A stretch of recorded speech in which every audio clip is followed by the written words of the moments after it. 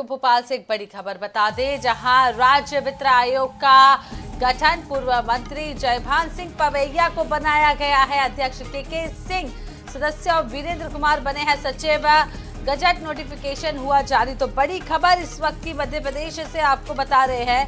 यहाँ पर आपको बता दें कि राज्य वित्त आयोग का गठन हो गया है और इसमें पूर्व मंत्री जयभान सिंह पवैया को बनाया गया है अध्यक्ष। के सिंह सदस्य और वीरेंद्र कुमार सचिव बने हैं। गजट नोटिफिकेशन जो है वो जारी कर दिया गया। बड़ी और महत्वपूर्ण खबर, मध्य प्रदेश राज्य वित्त आयोग का गठन और पूर्व मंत्री जयभान सिंह पवैया को अध्यक्ष बनाया गया। ब्यूरो प्रमुख अनुराग मालवीय ज्यादा जानकारी के लिए हमारे साथ जुड़ चुके हैं, उन्हीं से जान लेते हैं। अनुराग जी, गठन हो चुका है और पूर्व मंत्री को यहाँ पर मौका दिया गया है जयभान सिंह पवैया को, क्या कुछ डिटेल?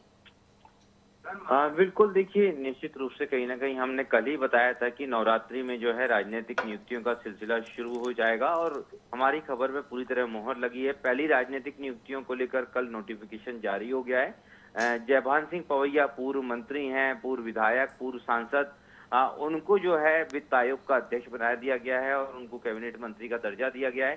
साथ में 2 सदस्य बनाए गए हैं, के सिंह और वीरेंद्र कुमार को जो है वित्त आयोग का सदस्य बनाया गया है। तो निश्चित रूप से कहीं ना कहीं एक लंबा इंतजार जो भारतीय जनता पार्टी के नेताओं कार्यकर्ताओं का था वो खत्म होता दिख रहा है। साथ में एक बड़ी खबर ये भी है कि इसके साथ ही मध्य प्रदेश में जो कुछ और नियुक्तियां अगले के भीतर हो जाएगी। जो निगम मंडलों की नियुक्ति के साथ साथ एल्डर मैनों की भी सूची जल्द जारी होने वाली है। तो बीजेपी कार्यकर्ता और नेता जिन खबरों का इंतजार कर रहे हैं वो आना शुरू हो गई है वित्त आयोग के गठन के साथ साथ। जी अनुराग जी, ये भी समझ लेंगे कि जयभान सिंह पवैया को ही क्यों चुना गया इस पद के लिए?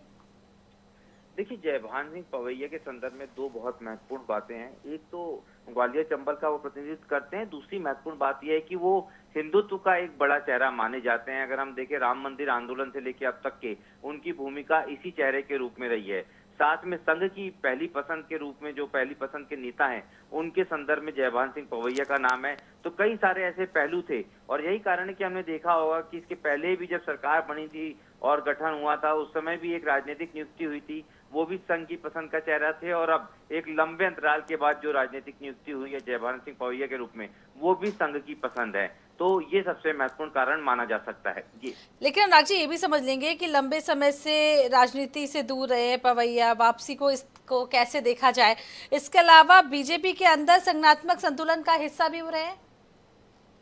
बिल्कुल, निश्चित रूप से अगर देखिए तो एक ऐसा चेहरा रहे हैं जयभान सिंह पवैया जिनके बारे में सबसे महत्वपूर्ण बात ये रही कि वो कभी विवादों में नहीं रहे, कम बोलते हैं, संगठन के प्रति समर्पित हैं, संघ की पसंद है। तो कई सारी खूबियां और साथ में अपने आप में एक उनका जो मॉडल है वो स्वदेशी का मॉडल, जिसको वित्त आयोग के संदर्भ में जोड़कर देखा जा सकता है। केंद्र और राज्य दोनों सरकारें चाह रही कि जितना लोकल फॉर वोकल हुआ जा सके उतना बेहतर है और इस संदर्भ में भी जयभान सिंह पवैया जो है एक महत्वपूर्ण पहल कर सकते हैं और यही कारण है कि इतने महत्वपूर्ण पद पर उनकी नियुक्ति हुई है। ये तो बेहद महत्वपूर्ण ये नियुक्ति मानी जा रही है। बहुत बहुत शुक्रिया तमाम जानकारी देने के लिए अनुराग जी आपका।